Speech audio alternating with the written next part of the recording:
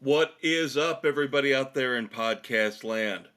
It is time for Sports Frenzy 2.0, your favorite politically incorrect sports commentary podcast.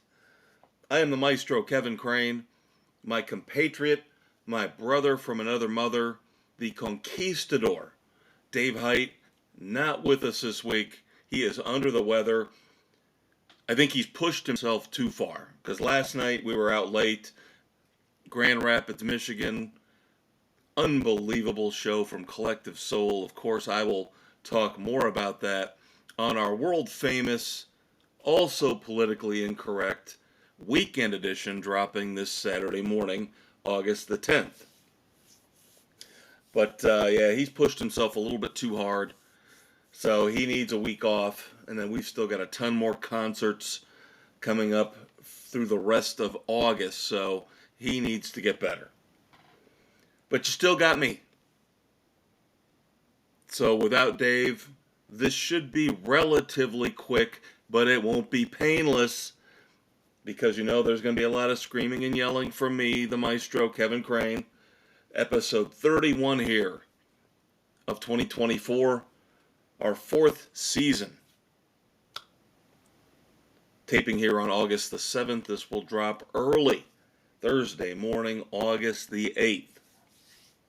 And yes, I promise, even though I have been kind of an Olympic snob, eventually here we will get to the Olympics as they wrap up. Thank God! Thank God! They're almost done. Thank God!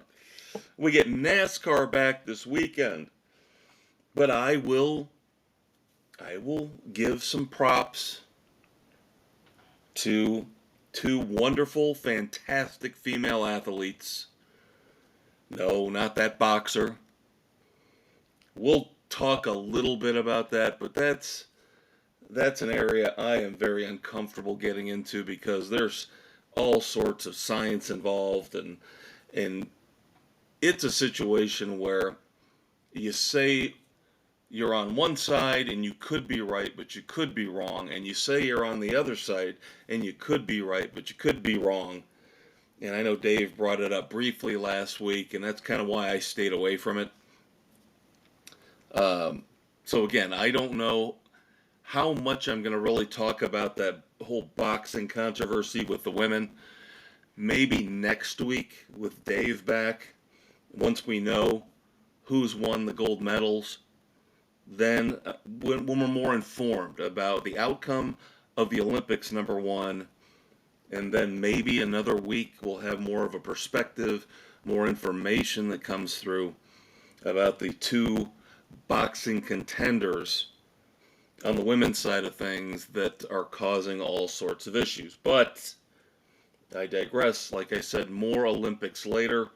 Didn't think I would be talking about the Olympics, but little bit of Olympics coverage for you here on Sports Frenzy 2.0. But most of our coverage here this week, most of my ranting and raving, will involve, of course, the core sports: football, basketball, baseball, and auto racing. Yes, we have a couple dumbasses for you to consider, and a couple of moments of silence as well. Let's start off with baseball. Thank God we had baseball at least. And when was the last time any of us said that? But that was the only diversion we really had from the Olympics. NASCAR, of course, forced into a 2-week break because of NBC. Interesting news here over the past week with baseball. We had a no-hitter and we had a near no-hitter.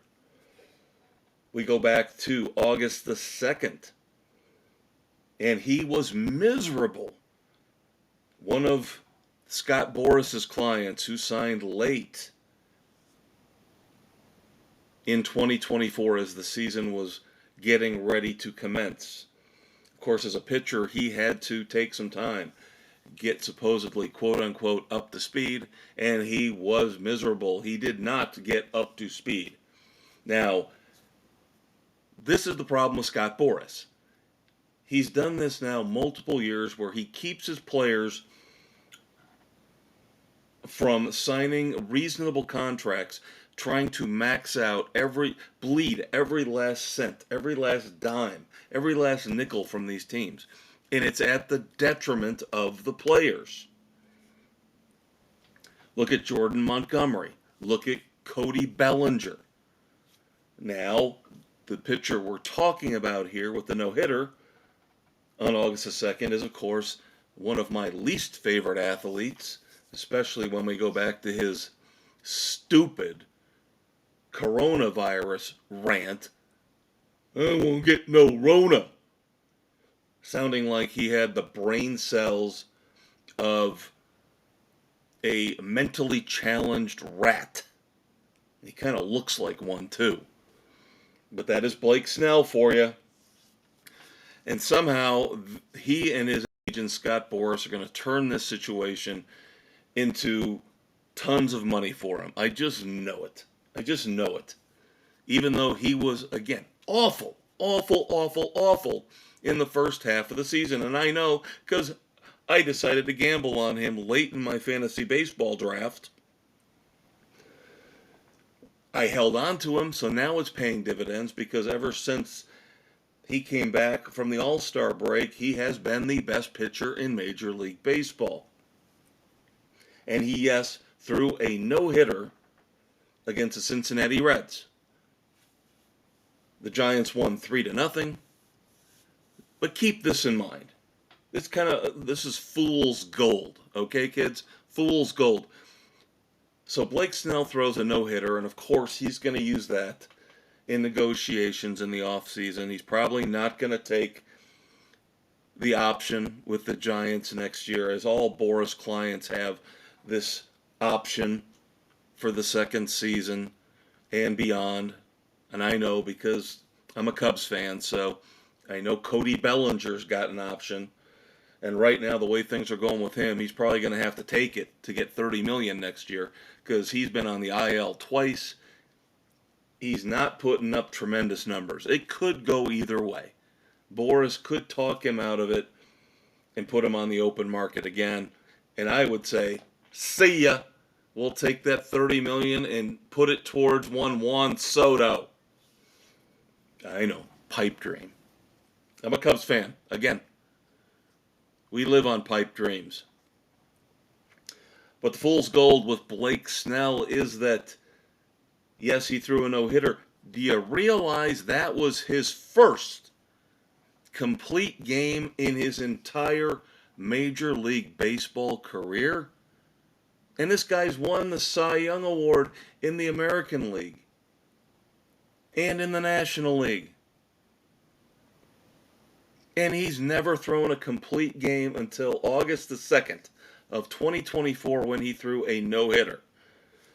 Now, we can obviously say it's the analytics, it's the stats geeks, because they're pulling all these pitchers early. They get to 100 pitches, and unless they have got years and years under their belt, they've built up their arm strength.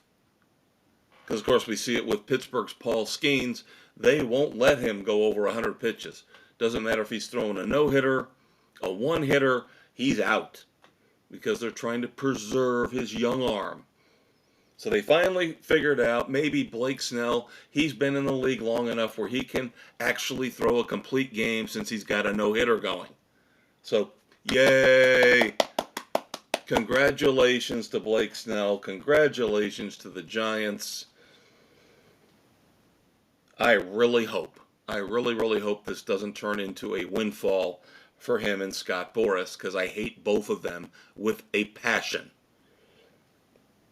Now, last night, August the 6th, as we tape, the Astros' Framber Valdez, Framber, whatever, he lost his chance at a second career no-hitter as he let up a home run with 2 outs in the 9th inning to Corey Seager of the Texas Rangers. He still won the game, but that's a heck of a way to blow a no-hitter. Probably not the worst ever.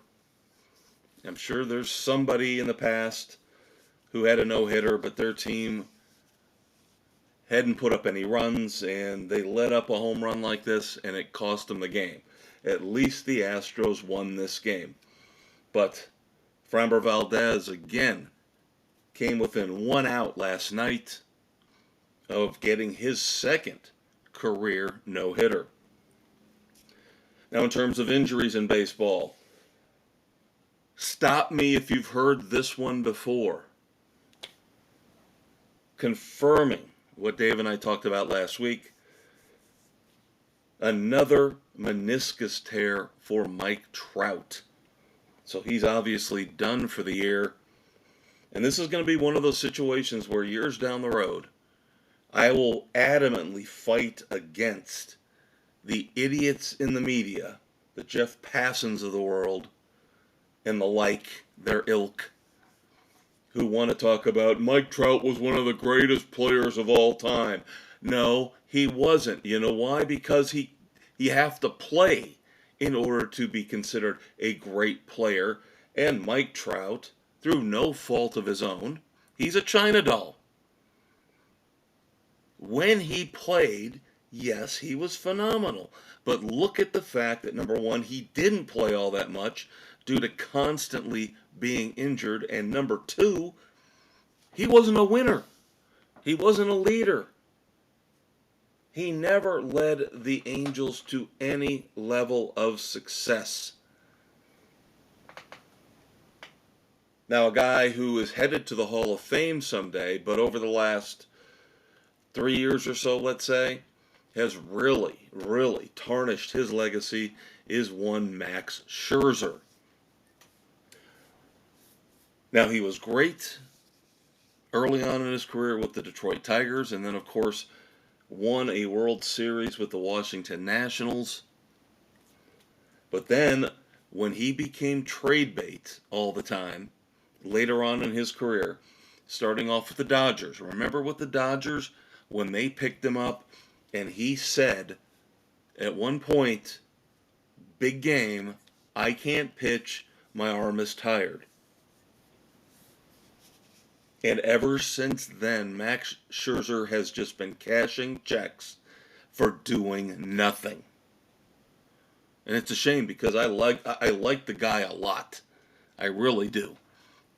And he is going to go down as one of the last of a kind. Him and Justin Verlander, maybe Clayton Kershaw on the outside, even though you're starting to see Kershaw struggling now as he's coming back for maybe one final go-round with the Dodgers. But we're never going to see 300 wins from a pitcher again. Verlander's as close as we're ever going to get. We will be lucky if we ever get 200 wins from a pitcher going forward because, once again, the analytic geeks have destroyed the game of baseball. But Max Scherzer goes to the IL again for Texas with, yes, once again, shoulder fatigue. It might be time for Max Scherzer to hang it up. Now, that's got to come from him. I'm sure somebody, whether it's Texas or somebody else, will give him a shot until his arm literally falls off his body. But if he wants to avoid destroying his legacy any more than he already has, and again, compare, I just say this because they're contemporaries. Verlander, Scherzer. Verlander has had a few bumps in the road, but he has been able, for the most part, to overcome those, still perform reasonably well, but Scherzer has just disappointed the Dodgers, the Mets, and now the Texas Rangers. Interesting crossover here coming up in a few minutes where we're gonna take our last baseball story and bleed it into NASCAR. Yes, believe it or not, we have a connection between Major League Baseball and NASCAR. But before we get there, we've got to cover our teams. My team, of course, as I mentioned, the Chicago Cubs. Not playing too bad. Not doing too bad. I, of course, was a proponent of the limited trades that they pulled off, getting rid of Mark Leiter Jr., getting rid of Christopher Morel, who everybody got nutsy cuckoo crazy in Tampa because he hit 2 home runs in his first 2 games with Tampa. Hasn't done anything since. I believe I saw today he's hitting 118 for Tampa Bay, even worse than the 198 I think he was hitting for the Cubs when they traded him.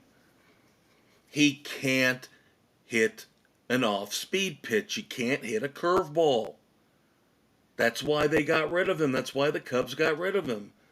Now, Isaac Paredes, who we got in exchange from Tampa for Christopher Morel, hasn't been a lot better for the Cubs. Now, he did have a big game last night for the Cubs, helping them beat the Minnesota Twins. But he's really only had 2 decent games at the plate so far. So he needs to step it up a little bit because he is our long-term future at third base. But as I mentioned, the Cubs the change in chemistry just seems to have helped the Cubs because they're beating better teams. They just took 2 out of 3 from the Twins. Here recently, they took 3 out of 4 from the Cardinals. They took 2 out of 3 recently from the Royals. Now, they did stumble a little bit against the Reds, but they are playing better as they slowly inch their way towards 500. 57-60 after the win today against Minnesota. Still technically tied for 4th with the Reds in the NL Central. 8.5 games as we tape the podcast behind Milwaukee. Now, the interesting thing about the Cubs, of course, will be that they've got a brief 2-game series this weekend, only Friday and Saturday. A rare off day for the Cubs this Sunday, as well as the Conquistadors, White Sox. That is right, the Cubs and the White Sox butt heads this weekend for 2 games. So hopefully that gets the Cubs even closer to evening things out at 500. Now, the White Sox, one reason to celebrate in this miserable, awful season. Last night, even though the White Sox had tied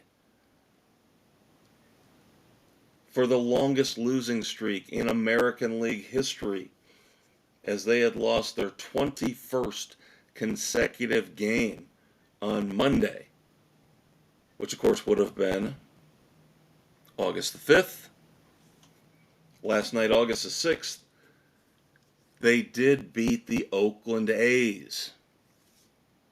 Now, Oakland has actually been playing fairly well here as of late. Interesting how the Oakland A's, with a pathetic, awful management setup, payroll setup, are even they are better than the White Sox. And they did beat the White Sox today on August the 7th. So they did take 2 out of 3. But the big thing for White Sox fans, the streak is over. They ended up tying the American League record, did not set the overall mark of 23, or tie that mark, I should say. But they're back to their losing ways as of today. So that means that their record right now is, wait for it, 28-89. Now, Cleveland right now struggling. They lost the first game of a doubleheader. Rain forced the doubleheader today with the red-hot Arizona Diamondbacks. So Cleveland dropped the first game of the doubleheader. Last time I checked, they were losing the second game as well. But they don't have to worry about the White Sox because the White Sox are definitely dead last in the American League Central. 41 games behind the Guardians. Okay, now I mentioned we're moving to NASCAR, but we're going to tie in a nice little segue, bridge the gap between Major League Baseball and NASCAR. A bizarre announcement officially should be coming Friday. Of course, that will be August the 9th. Bristol Motor Speedway. Many would argue the greatest track in NASCAR. Some, of course, are going to say Talladega. Some are going to say Daytona. But in terms of short tracks, at least in the past, maybe not now, but in the past, the Bristol Night Race. Legendary. We're going to have baseball. Believe it or not, baseball at Bristol Motor Speedway in 2025. The Braves, the Atlanta Braves, and the Cincinnati Reds will play a regular season game at Bristol Motor Speedway in 2025. And I told my friends when this announcement was made, well, it leaked. Like I said, official announcement with Rob Manfred and whoever the France family wants to throw out there for NASCAR. The official announcement will be coming Friday, but it's already leaked. You can't keep anything a secret anymore in this day and age. We're going to have the two desperate major sports. NASCAR just going overboard with the tweaking, and we'll talk about this more in a few minutes. Tweaking and overhauling the schedule and trying anything and anything they can, anything and everything, to get back the die-hard fans, the viewers. Even though this year viewership hasn't been awful, it's been pretty steady, a little bit of a bump at times. And baseball, I think baseball's got deep-seated issues that could be even worse than NASCAR. But the problem is both sports try to change too much too soon. And now you're seeing it with the NFL, and that's something else coming up later. Stop trying to change things if it's not broken.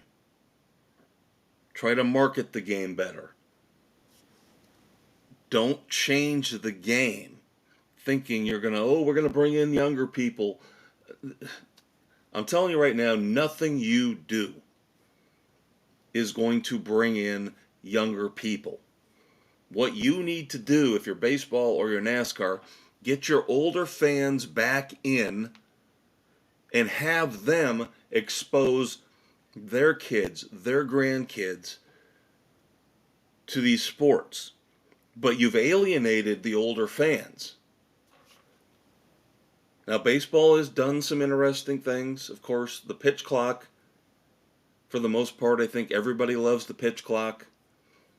We've gotten over this whole myth that the pitch clock is causing pitching injuries. That's garbage. Of course, NASCAR's forced a next-gen car on us here, and we're, 3 years into it now. Nobody likes it. Still can't figure out a way to get these cars to pass. Leave things alone sometimes. Just let them be. If things are going well, don't mess with them. But baseball, NASCAR, they can't figure that out. They can't ride the storm out. They're typical of any and every U.S. business where it's all about profits every year, improvement every year. Got to have profits. It's not possible.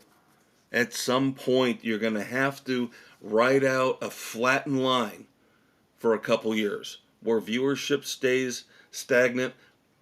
That's not a bad thing. If viewership drops, if attendance drops precipitously, then you got problems. But just because you get a flat line for a couple years doesn't necessarily mean you're doing anything wrong.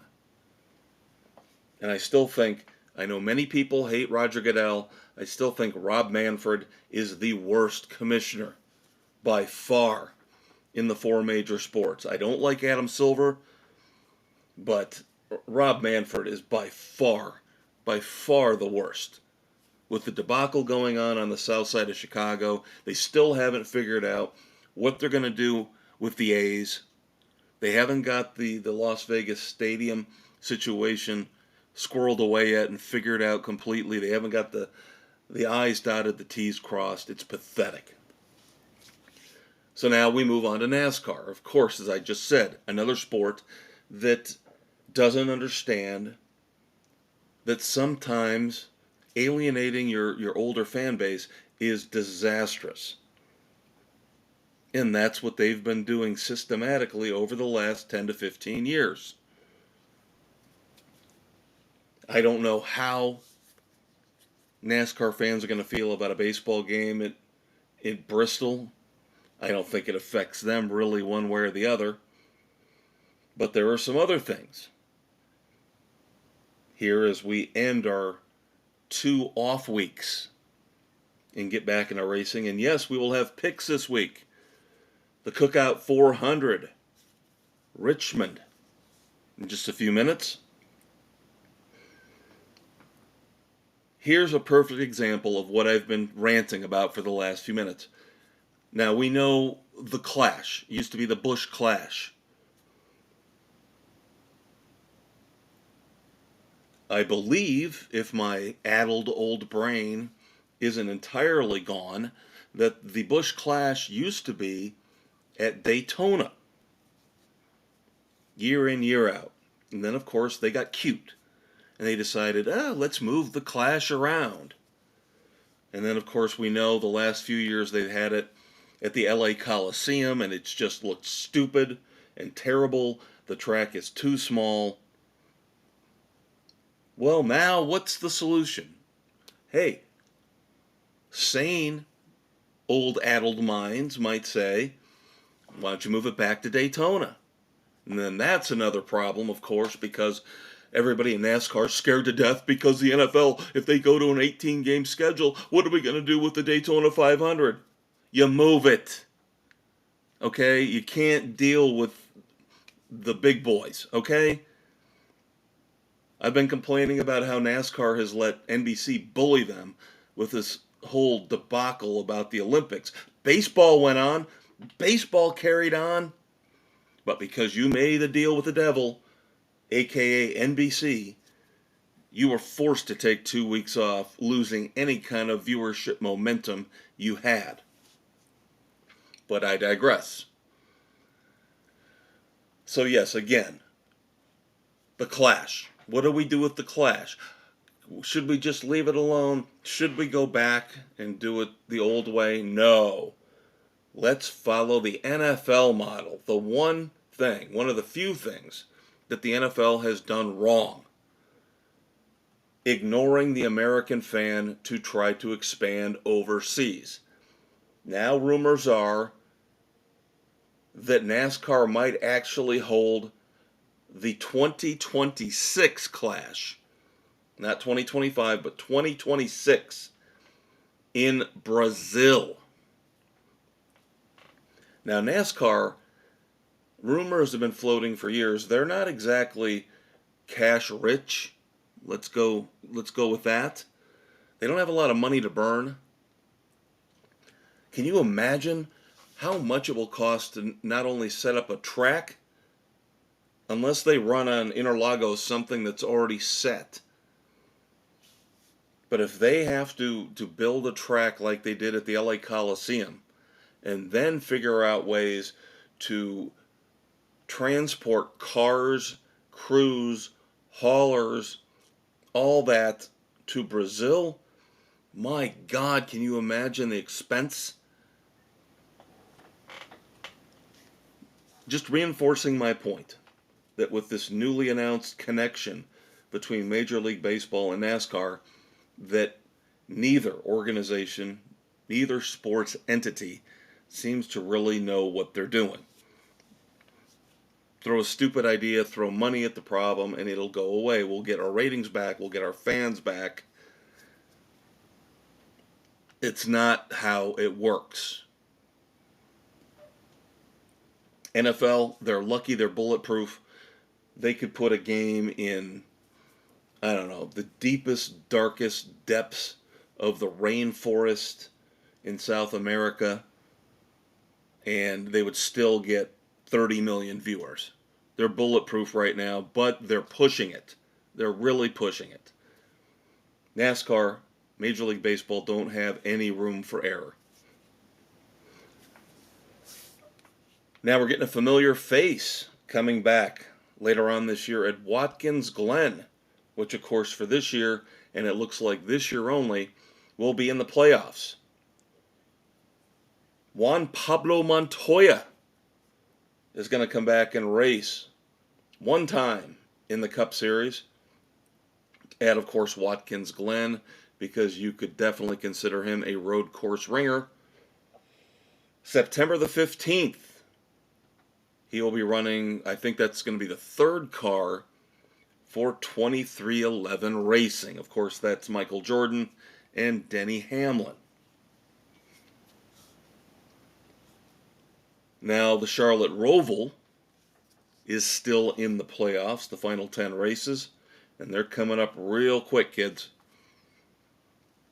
New paving has been ongoing. They need to get it done here in the next couple months. Now, this is not a complete repave. This is not a complete overhaul, but they're reconfiguring certain parts of the Roval. Again, leave stuff alone. What do you have to do this for? Why do you have to reconfigure the Roval? Was it really that bad before? But again, this is NASCAR. Throwing money at a problem, hoping to make it go away. All of a sudden, you think you're going to bring in 1 million, 2 million new fans? Because, oh, they repaved and reconfigured the Charlotte Roval. Oh my God, I've got to see this.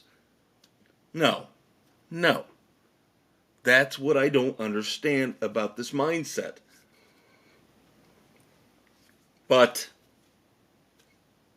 let them do what they want. They never have to worry about having a roof over their heads or where they're going to sleep at night. So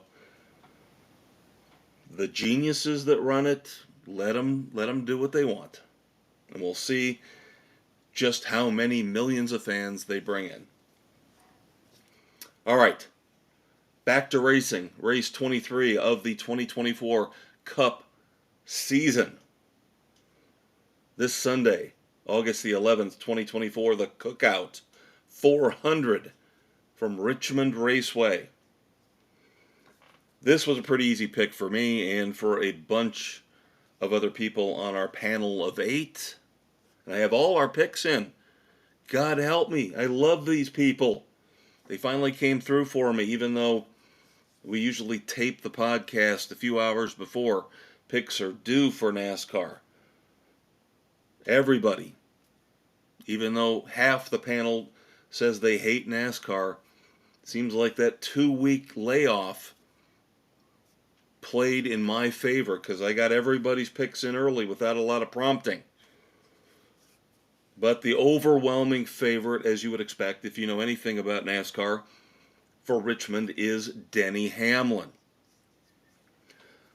I've got Denny Hamlin. So does Sam, Bill, Jen, and Nick. So 5 out of our 8 panelists have Denny Hamlin. The Conquistador is taking Christopher Bell. Now, there's a little twist to the story with Christopher Bell. I don't know if Dave knew about this, but kind of weird story. Christopher Bell's crew chief, Adam Stevens, is going to be out for a few weeks after having double knee surgery. Something happened while he was on vacation with his family during these 2 weeks off for the Olympics. And it must have been I don't know the details, but it must have been something near catastrophic where he had that much damage to both of his knees, where he's got to undergo double knee surgery and can't even sit up in the tower for Christopher Bell. They say he's going to be in the war room, quote unquote,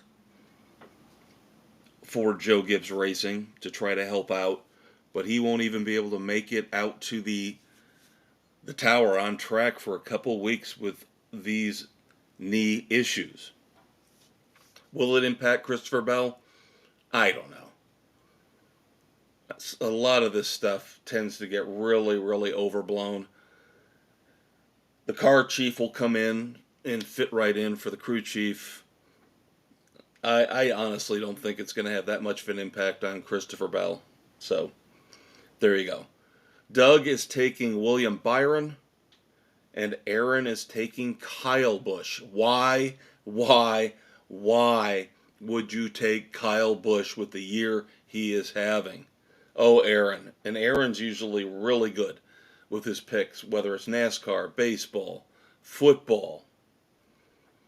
Bad pick for Aaron. Stay away from Kyle Busch for the rest of this year and possibly forever. He could be done. All right, let's move on to the NFL. And of course, the NFL, it's going to start ramping up here very, very soon, as we've just had our first preseason game. The Hall of Fame game, featuring, of course, our Chicago Bears, Dave and I. Game shortened. Just almost made it to 3 quarters. I think about 3.5 minutes to go in the third quarter. They had to call it. After a long delay, they just said, forget it. It's preseason. We're not going to try to resume this because the weather was so bad. So the Bears, behind Brett Rippon, beat the Houston Texans 21-17. A lot of debate. First time everybody got to see the new kickoff format. Let me tell you this. It was ugly.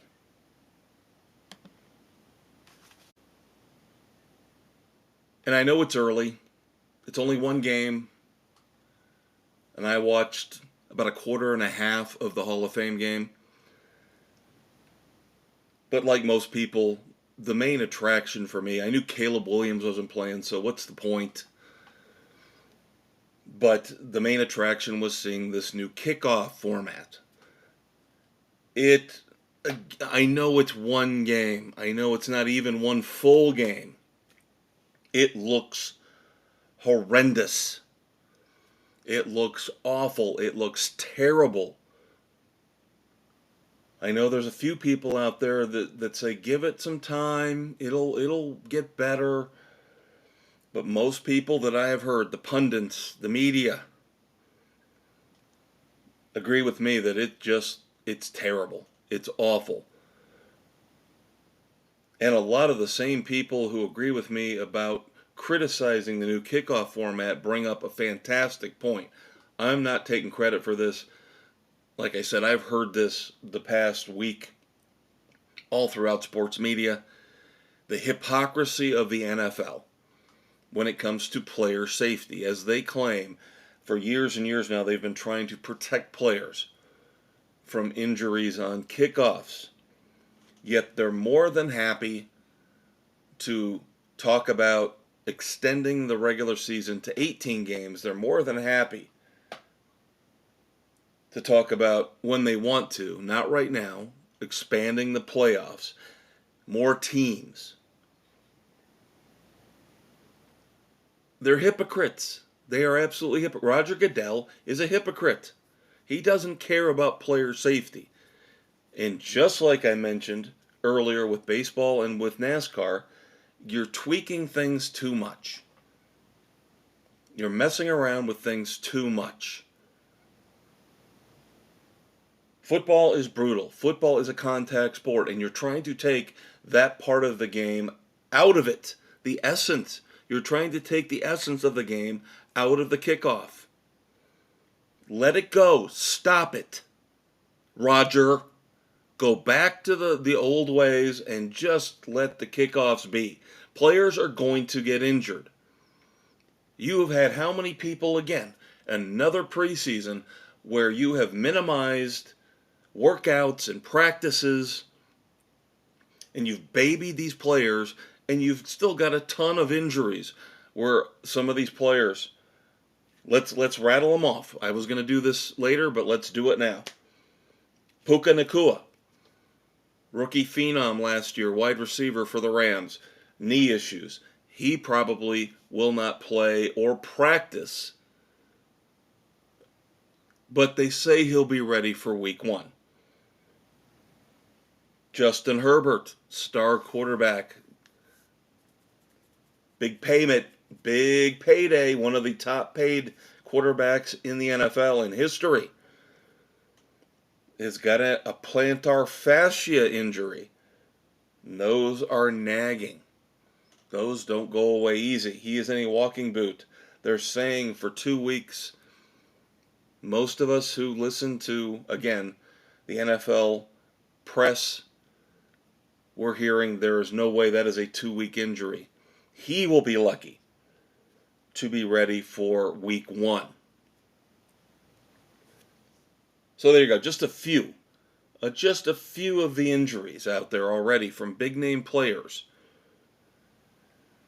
And this is when the NFL has conceded all for the players. I know the NFL Players Union is one of the weaker athlete unions, especially compared to the NBA and to baseball. But they have gotten a lot of concessions over the past decade. They have gotten a lot of, again, practices and workouts taken off the table. And we're still getting people injured. You're never going to fix injuries. They are just going to happen. So stop trying to fix it.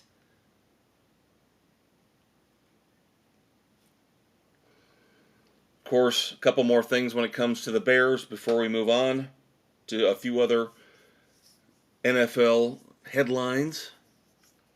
Former Bear Tarik Cohen. He was supposed to have an unbelievably promising career. I believe he was an All-Pro for 1 year as a returner. But injuries, there you go again, injuries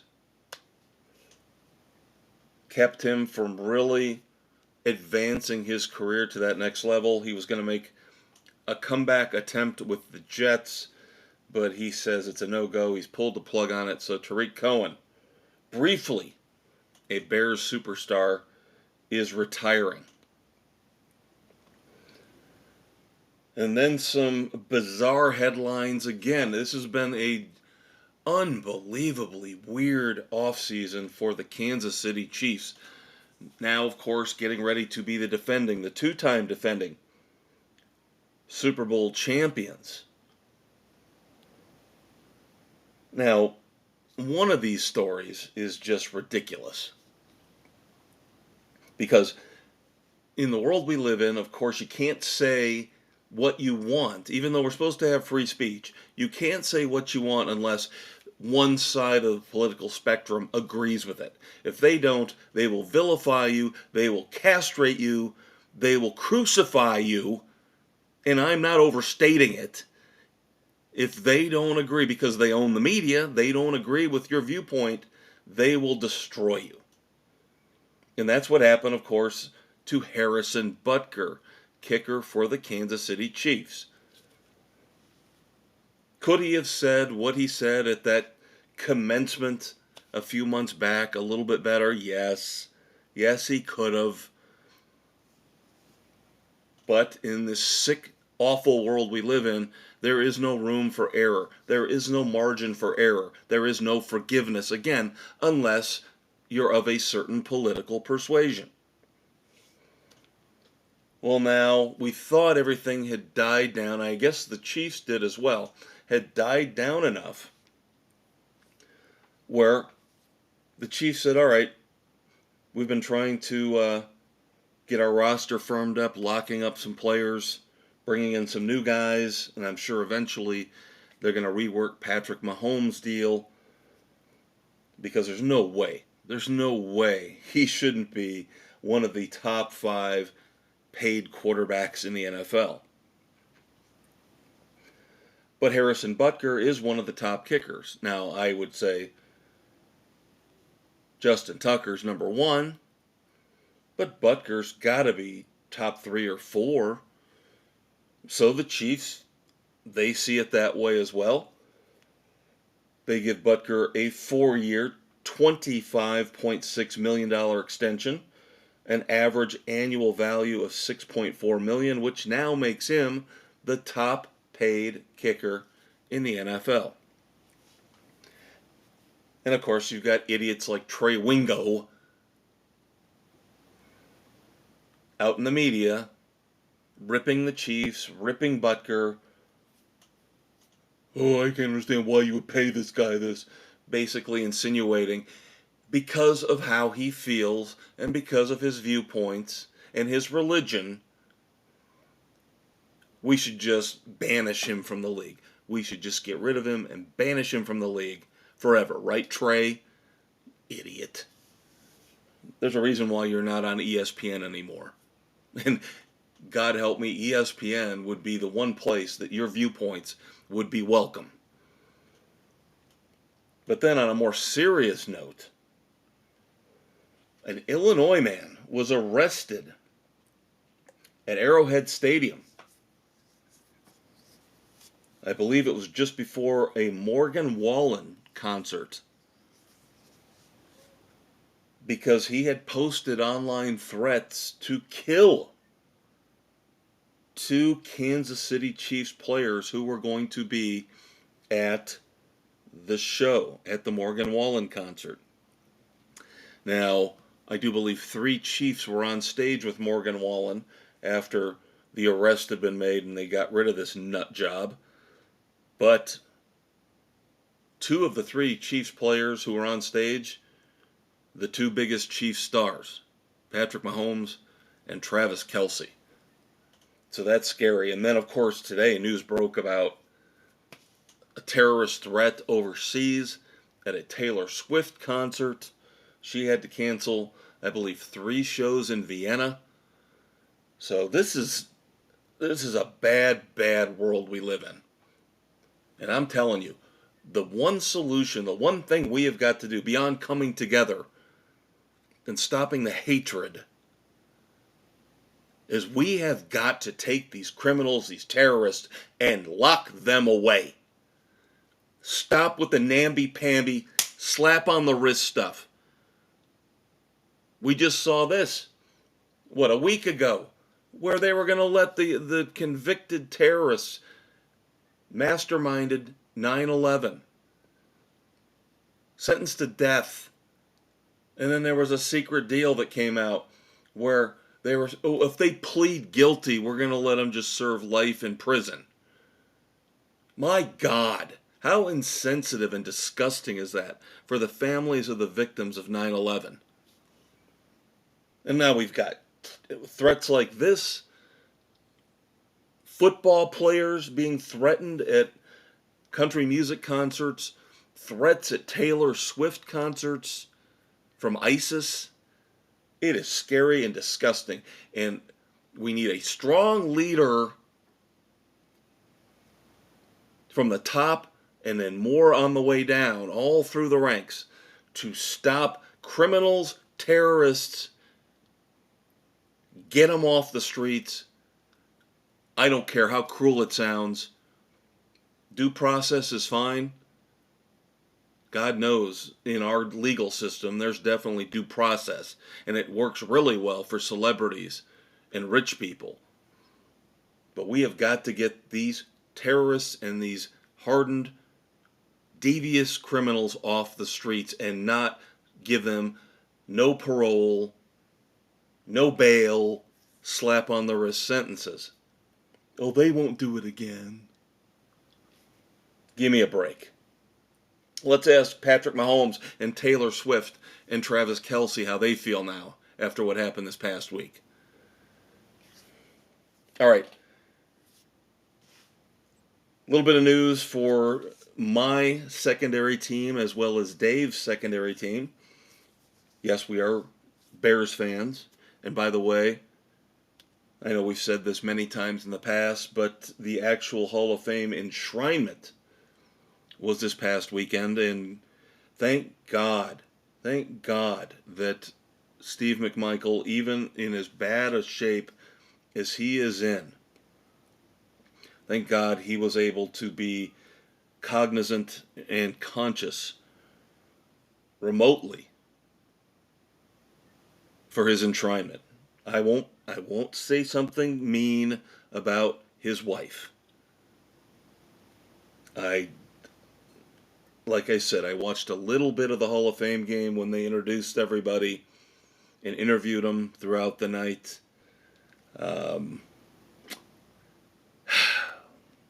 Again, I'm not going to criticize Steve McMichael's wife for acting like a stripper. I mean, maybe not presenting herself in the most professional and mature light.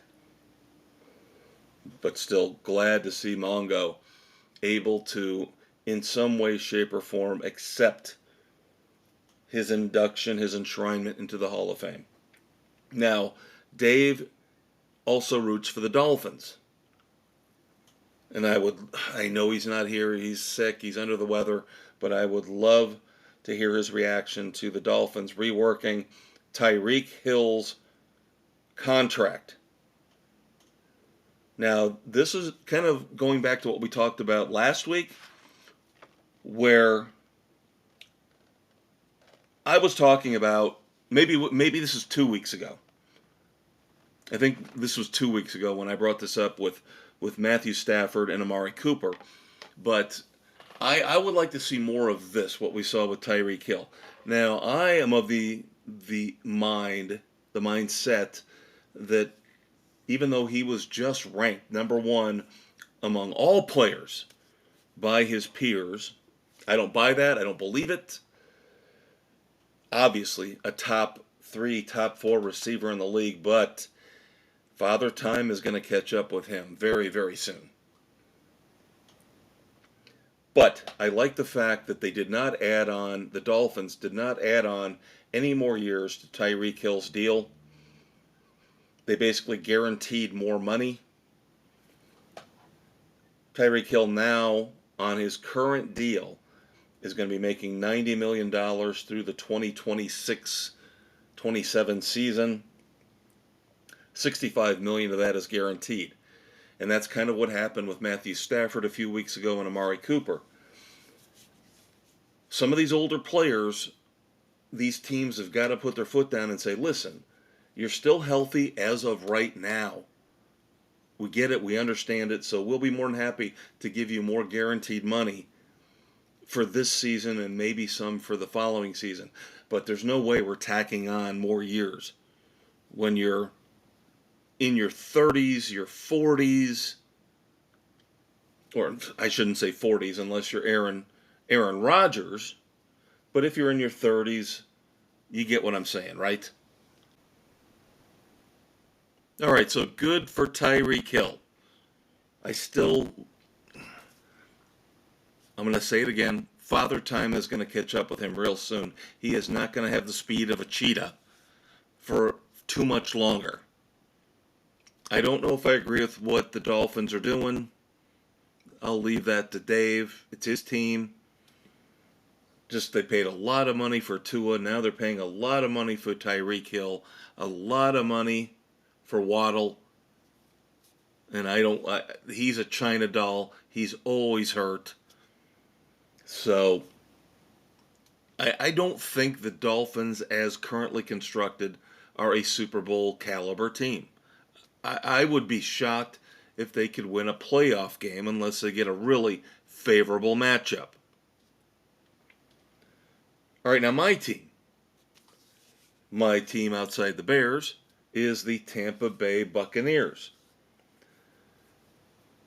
And they are going to protect Baker Mayfield, it looks like, at all costs. As Tristan Wirfs has become the highest paid offensive lineman. Of course, he is a tackle, protecting Baker Mayfield's blind side.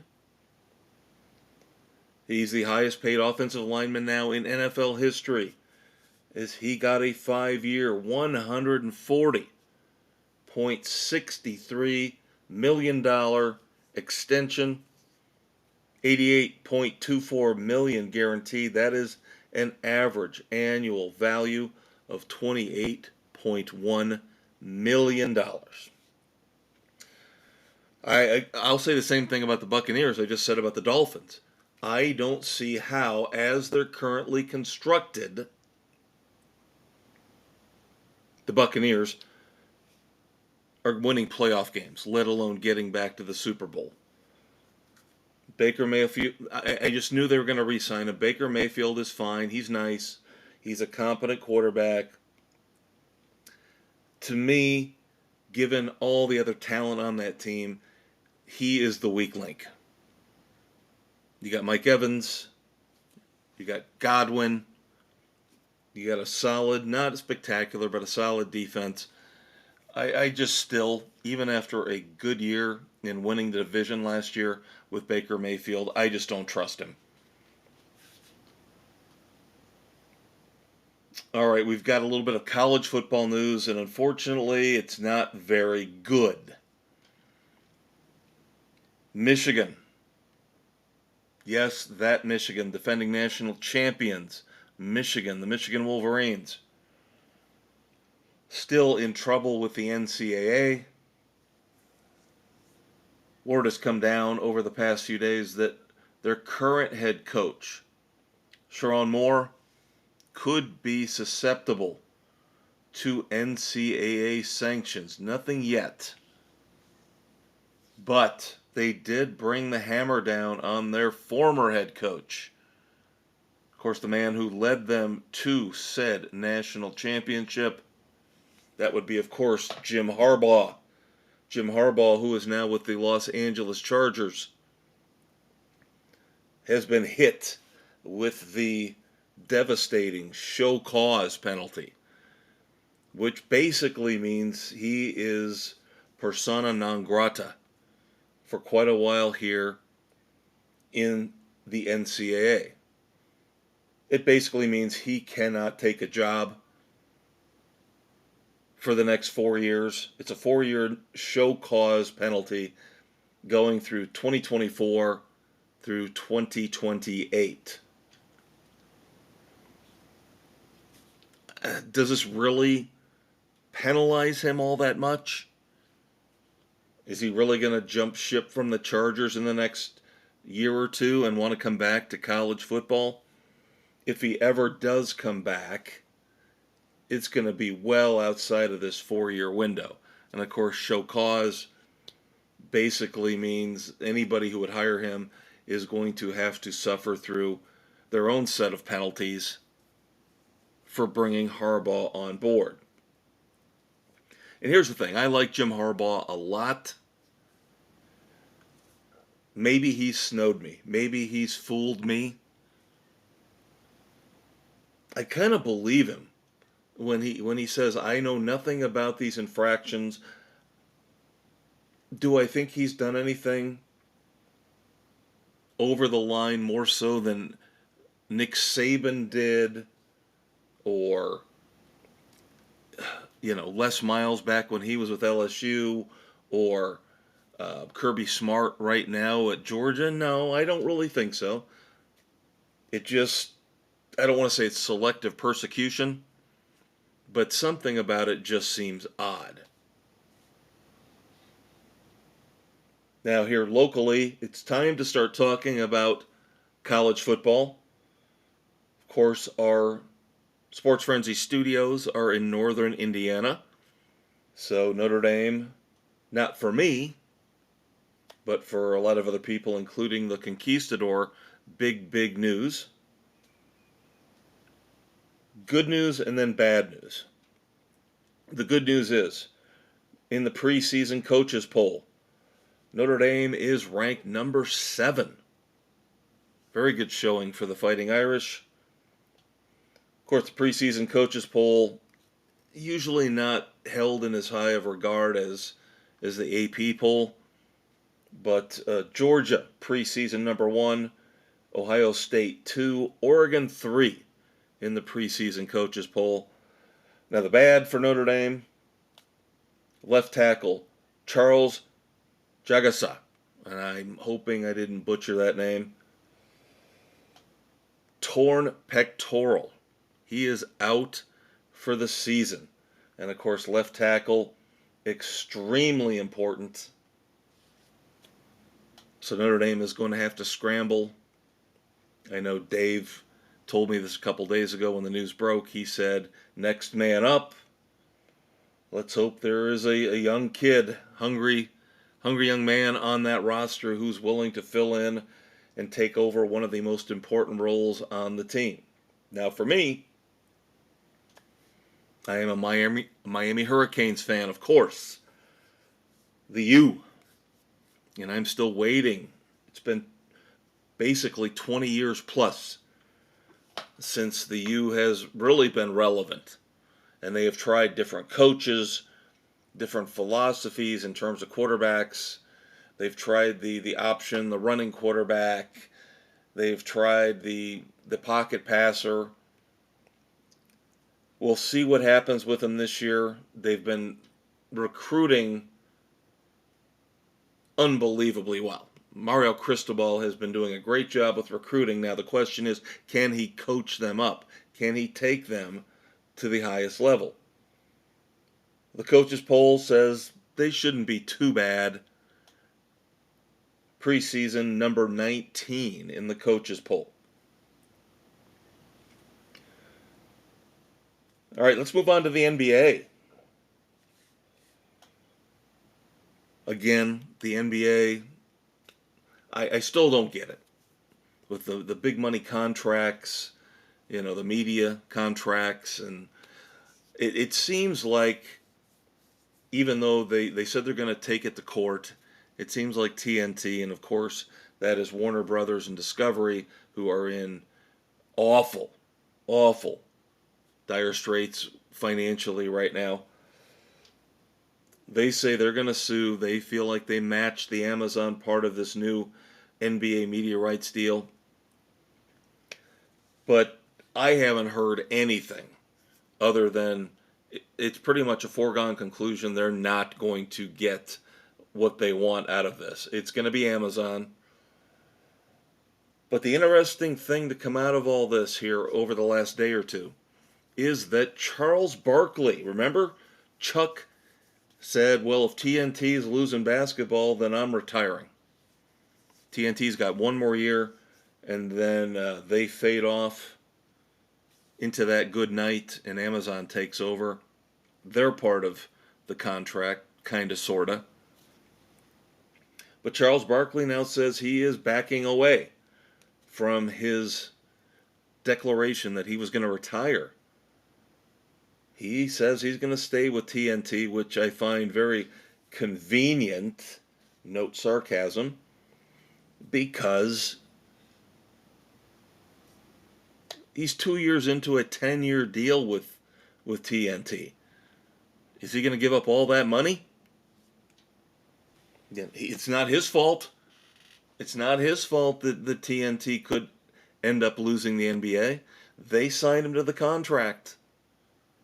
So, I understand his frustration, and I understand why he's sticking around, because why give up that money? Look at it this way. If, and this is just an extreme, ridiculous example, but if CBS lost the NFL next year, and of course we know that's not possible, but I'm just saying, a what if? Marvel Comics fans, what if? If CBS lost their NFL deal next year, do you think Tony Romo is going to do this? He's going to say, no, I'll stick around with CBS. I'll do golf. I'll do whatever. Because he's not going to give up what he's got left on that mammoth contract he signed with CBS. So, same thing here with Charles Barkley. It only makes sense. these companies, these media companies, these conglomerates sign this on-air talent to these ridiculous, massive deals. This is what they get. Now, even though he really, I think, was kind of a failure to a certain extent, now financially he wasn't, because he was one of those players that the potential was there, the promise was there. I believe he was all NBA 1 year in his career out of his 14 years, but he had a lot of injury issues.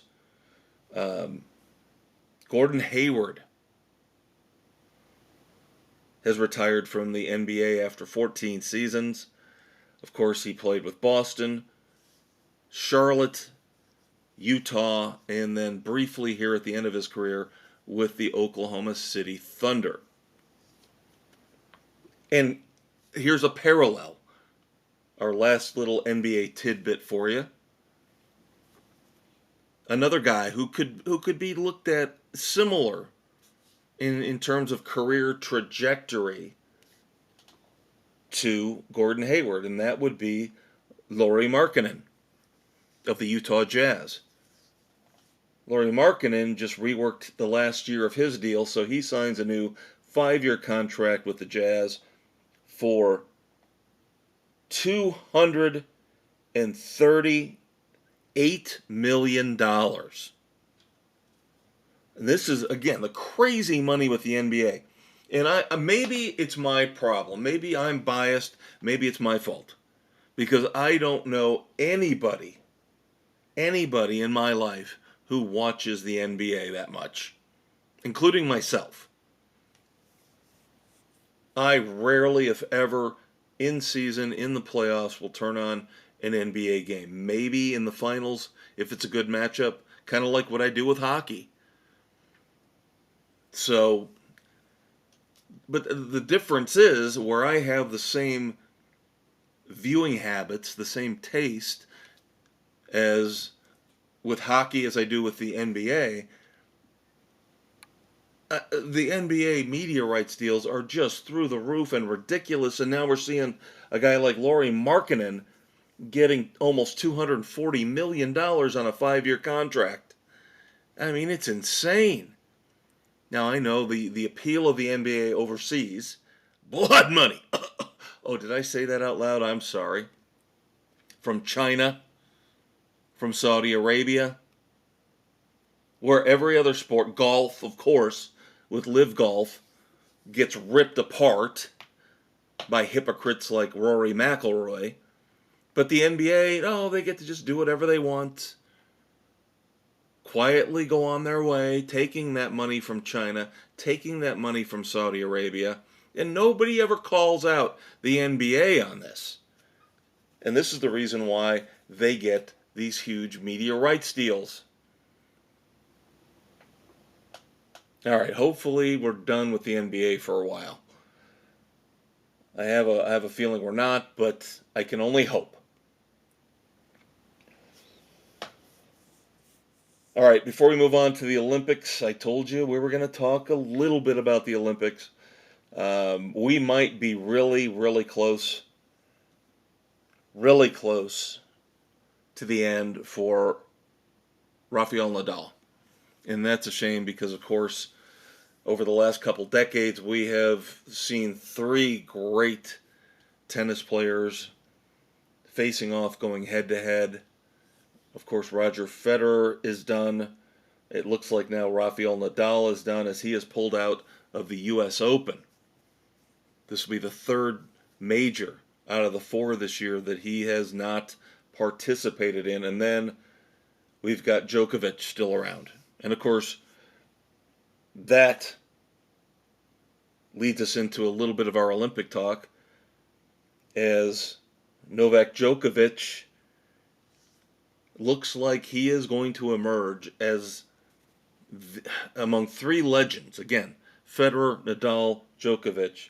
He looks like he is going to emerge as the greatest of the 3, and possibly the greatest of all time, as now he can add a gold medal to his resume.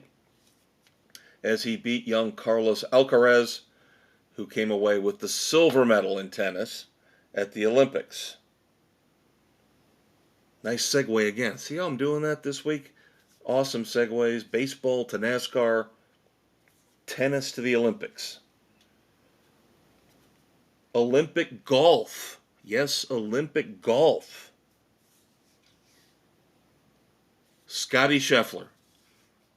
Now, you could have said, well, what about Xander Schauffele? Now, the great thing is Xander Schauffele won gold at the last Olympics. Now, we know Xander Schauffele finally this year broke through, won 2 majors, and he's been challenging Scotty Scheffler for Golfer of the Year. Scheffler with 1 major this year, but now, with a very impressive final round at the Olympics, Scotty Scheffler gets the gold medal. So it's going to be really interesting to see who gets Golfer of the Year. Tommy Fleetwood gets the silver. Tommy Fleetwood's one of those golfers where I'm waiting for his breakthrough moment when it comes to the majors. Silver medal, though, pretty impressive for Tommy Fleetwood. Now, again, we mentioned briefly at the beginning of the podcast, we've got the boxing controversy with the women. And like I mentioned, we're going to hold off on really diving into that until next week once the gold medal, the silver medal have been awarded. And it's just there's a gray area here. It's a really tough argument to make for either side, positive or negative. But before we move on to media news and then moments of silence and a couple candidates for the Red Foreman Dumbass of the Week, I will give my due. This is my little bow to the Olympics and to women in particular. Now, of course, Katie Ledecky. I'm going to give both of these Olympic women they're going to share my Clint Eastwood Badass of the Week award. Katie Ledecky, who actually holds every single one of the top 20 best times in history in the 1500 meter freestyle. Yes, you heard me right. That alone makes her a badass. She owns the top 20. Every single one of them best times in the 1500 meter freestyle. But of course, she has now become the most decorated female athlete in history. 14 medals, 9 gold for Katie Ledecky, and she wants to do it again in 2028. And then, even though I have disparaged her in the past, and I think she's definitely got a little bit of the snowflake gene in her, I have to give it up for Simone Biles. Very, very solid performance in Paris. 3 gold medals, 4 total medals for her in Paris, which puts her grand total up to 11. She's got 7 gold, 11 total overall, and like I said, 3 gold in Paris, 4 total medals in the 2024 Olympics. So, Simone Biles and Katie Ledecky are my Clint Eastwood badasses of the week. All right. I know you guys have probably heard about this by now. We've talked about it. It seems like ad nauseum.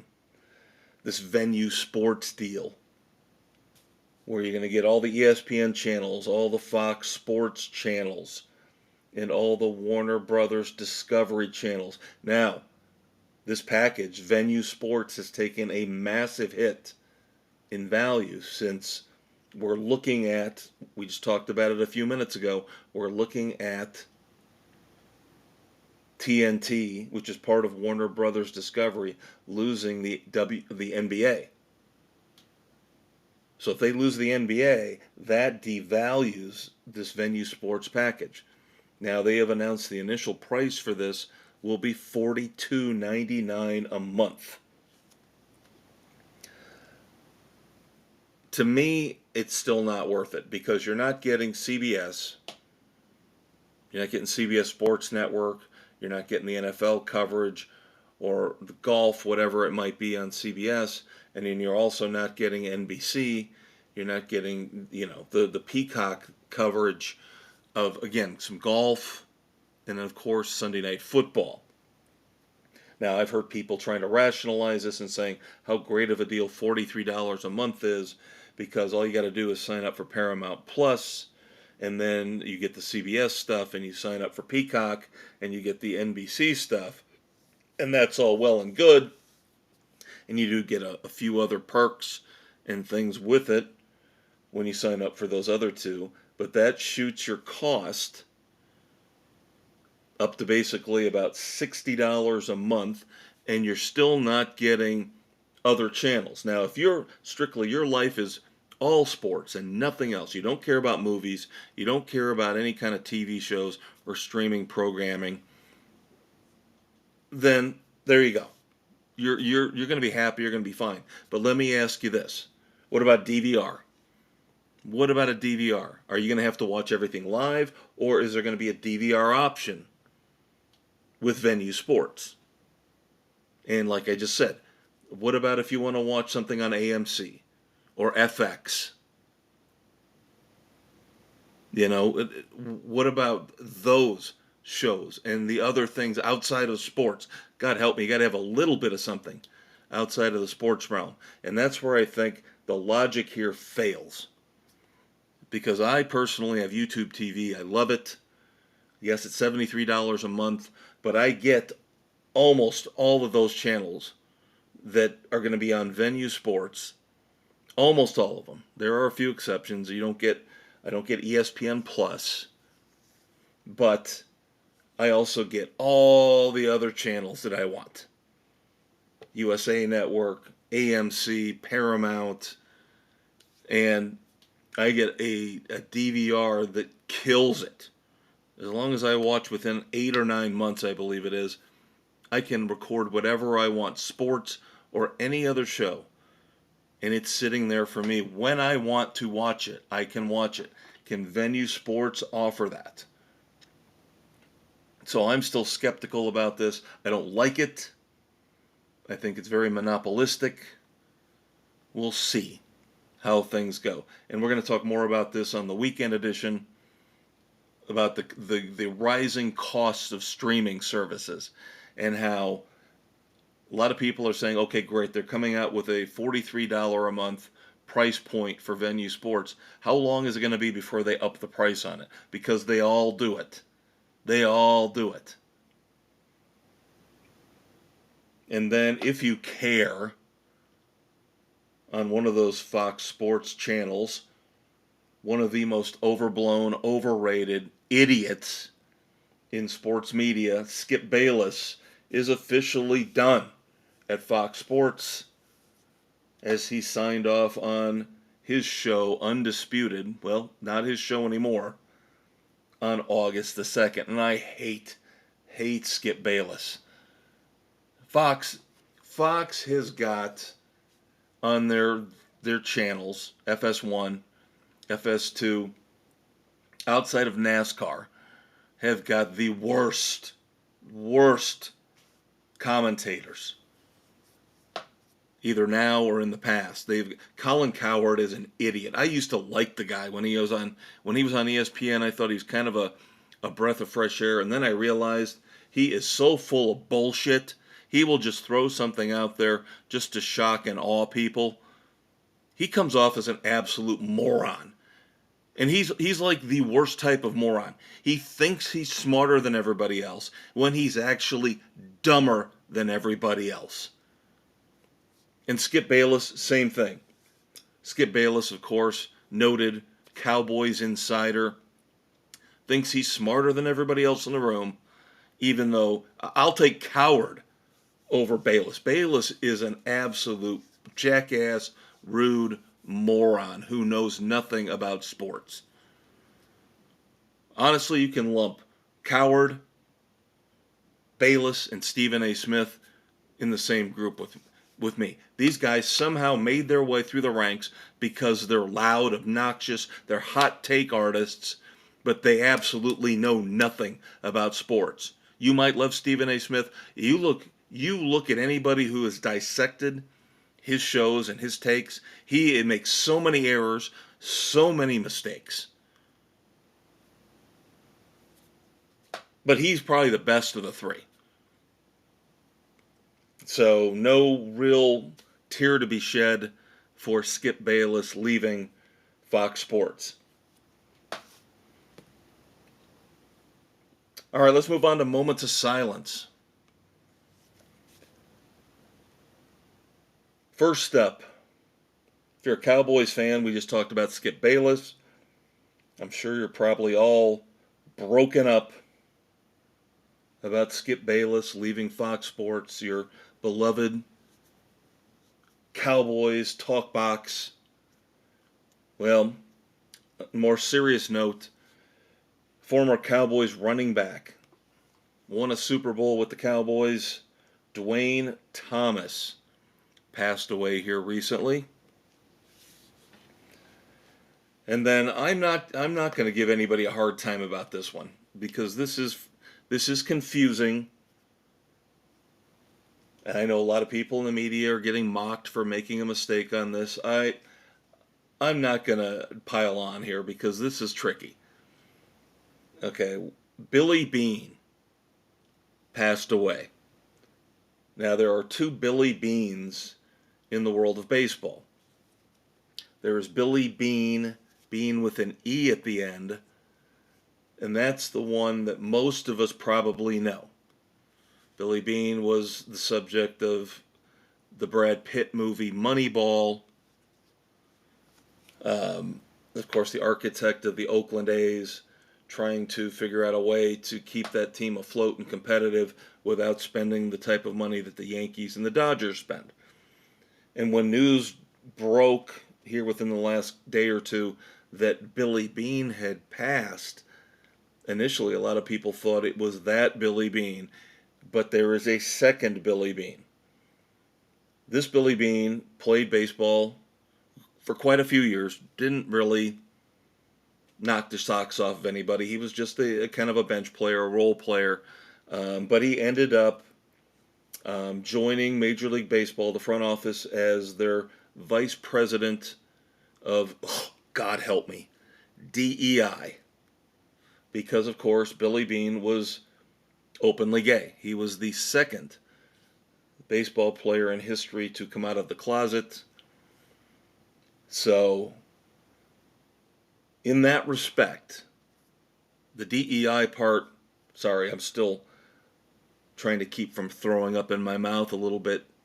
The only DEI that I care about is Dale Earnhardt Incorporated. But kudos to him for coming out of the closet, being brave on that front.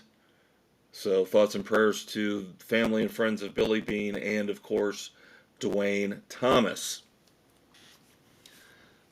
So you know what that means. If Dave was here, Dave would say it's time to pivot to the Red Foreman Dumbasses of the Week. Now, I don't have a ton for you this week. Initially, I thought I would have two. I've actually got three. I found a third one as I was running through my notes here over the course of the podcast. So we'll start off with this new one I found. It's not really new. It's not really shocking. And we've talked about this here in the past, but it's time to put a name to the face, a name to the scumbag, a name to the culprit. Your first nominee for this week's Red Foreman Dumbass of the Week is one Ricky Alderette. Ricky Alderette is the man who helped to steal. Remember the Jackie Robinson statue that was stolen outside of a Little League field in Wichita, Kansas? Well, he was the one that took the fall. He's the one that, I don't know if he took a plea deal, decided he was going to zip his lip and not throw his compatriots, his friends under the bus. Nice friends to have. So Ricky Alderette has been sentenced to 15 years in prison for trying to, and succeeding, in stealing that fantastic Jackie Robinson statue outside the Little League Park in Wichita, Kansas. This is what we need. 15 years for this is just about right. Why can't we have this type of justice across the board? Because I guarantee you, people who are defacing statues, defacing monuments across this country are getting nothing. They're getting a slap on the wrist.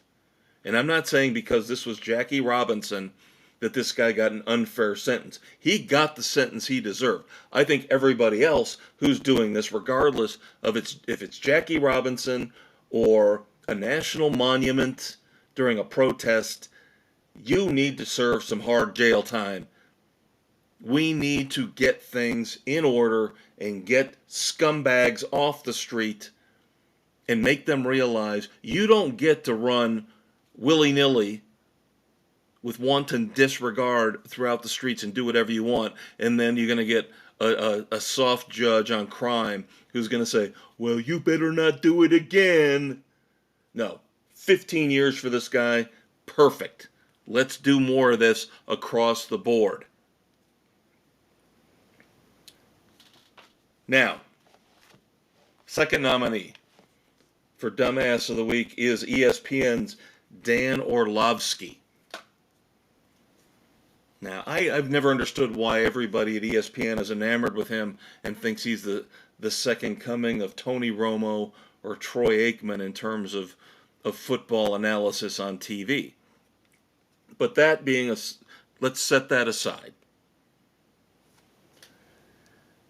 Going back one last time, and again, we're not going to delve into it until next week, if we do it at all. But the whole deal with the Women's Olympics boxing controversy. Now, Dan Orlovsky did not get into that, did not single that out, did not point that out in his social media post. He put out there 3 simple words. Protect our daughters. That is all he put out there. Did not tie it in to this female Olympics boxing controversy. All he said was, protect our daughters. It'd be like you or I going onto our Facebook page or going onto Twitter and saying, I like peanut butter. But he was bullied. Rumor is he was bullied by a lot of the female reporters, Mina Kimes, who's a scumfuck beyond all belief. She's horrible. She's a detestable, nasty human being, Mina Kimes. She led the charge, among others, to bully Dan Orlovsky to delete that tweet. And as a father of a young woman, I find it reprehensible and detestable that a bunch of women at ESPN got together, and I'm sure a bunch of the liberal men did as well, and bullied Orlovsky into taking down that tweet when he, again, did not connect it to what was going on with the Olympics. Now, that might have been his intent, but you cannot read intent into something like this. I'm not a lawyer, but I play one on the podcast. So shame on Dan Orlovsky. Shame on him for caving. I would have told Mina Kimes and all the other idiots, the libtards at ESPN, to go screw off. I've got daughters. And when I say protect our daughters, I mean them, I mean yours, I mean everybody's. And if there's something wrong with that, then there's something wrong with ESPN. But I blame Orlovsky for caving. I blame him for not sticking up for his simple 3-word comment on social media. So he is in the running for Dumbass of the Week. And then finally, even though it usually pops up more on the weekend edition, and by the way, the weekend edition dropping this Saturday morning, your Saturday morning hangover cure.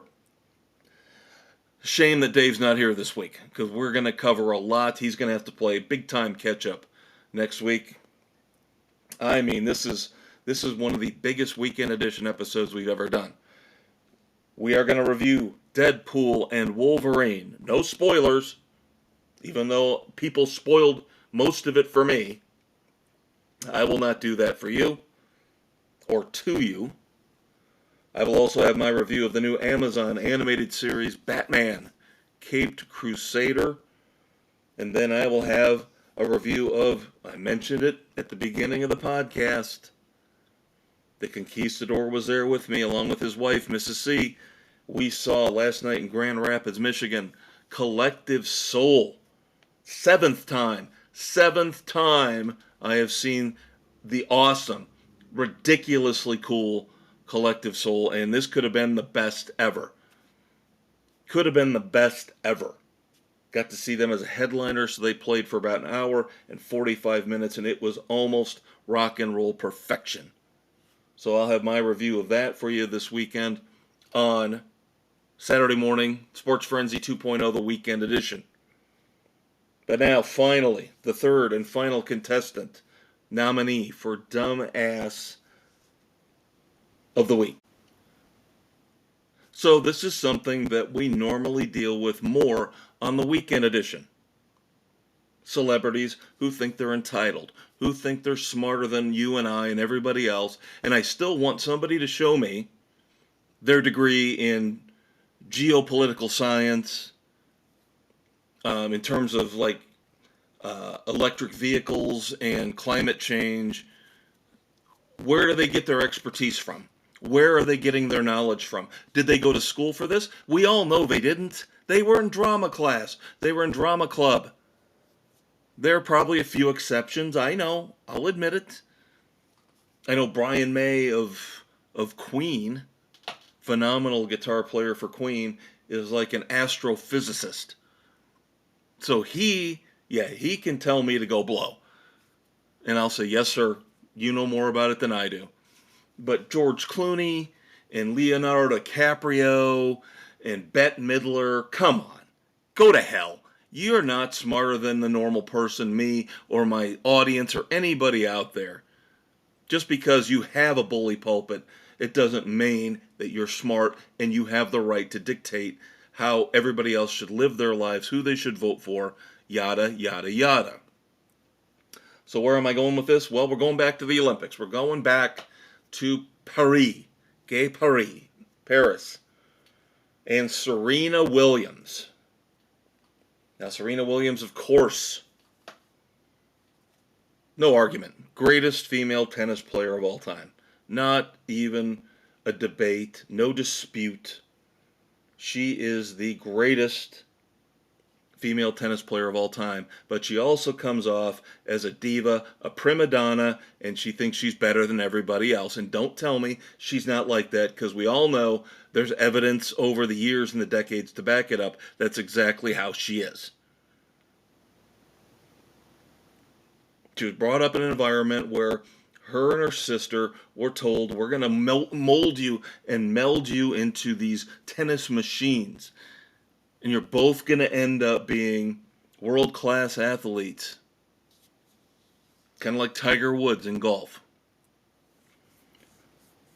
And the problem with Williams, the Williams sisters, maybe not Venus, I don't know.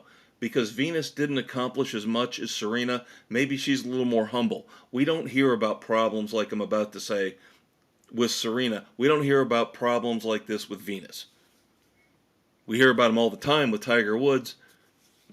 I mean, we could go back in time. Todd Marinovich, if you remember him, another kid that was brought up, you're going to be the next great quarterback, and it just got to him and tore his life apart because he couldn't handle the pressure. Now, the Williams sisters could handle it. Tiger Woods, to a point, could handle it.